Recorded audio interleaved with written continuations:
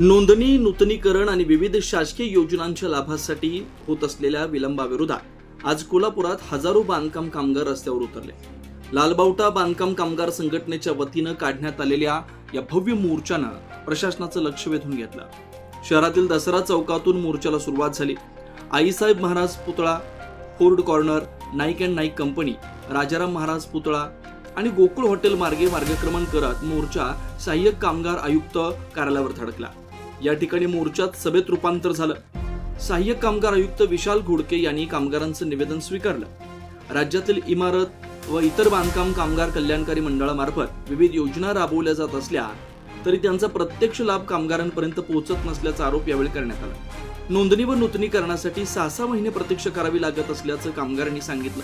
Verification प्रक्रियेत त्रुटी काढून अर्ज नाकारले जात आहेत. कामगारांना पुन्हा नव्यानं प्रक्रिया करावी लागत असल्यानं नाराजी व्यक्त करण्यात आली. मेडिक्लेम योजना प्रभावी नसल्याची, शिष्यवृत्ती मिळण्यात अडथळे येत असल्याची, तसेच घरकुल योजनेत विलंब होत असल्याची टीका करण्यात आली.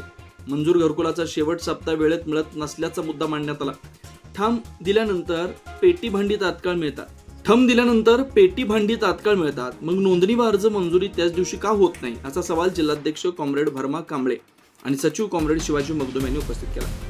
कामगारांनी सेवा हमी कायद्याची अंमलबजावणी करण्याची मागणी केली. नोंदणी व नूतनीकरण प्रक्रिया 1 महिन्यात पूर्ण करावी. 60 वर्षावरील कामगारांना पेन्शन योजना लागू करावी. शिष्यवृत्ती वाढवावी. तसेच घरकुल अधिकार स्थानिक पातळीवर देण्यात यावेत, अशा मागण्या करण्यात आल्या. दरम्यान या मागण्या 15 दिवसात पूर्ण न झाल्यास बांद्रा कुर्ला संकुलातील मंडल कार्यालयावर राज्यभरातून मोठा मोर्चा काढण्याचा इशारा संघटनेने दिला. अशाच ताज्या अपडेटसाठी महासत्ता न्यूजला सबस्क्राईब करा.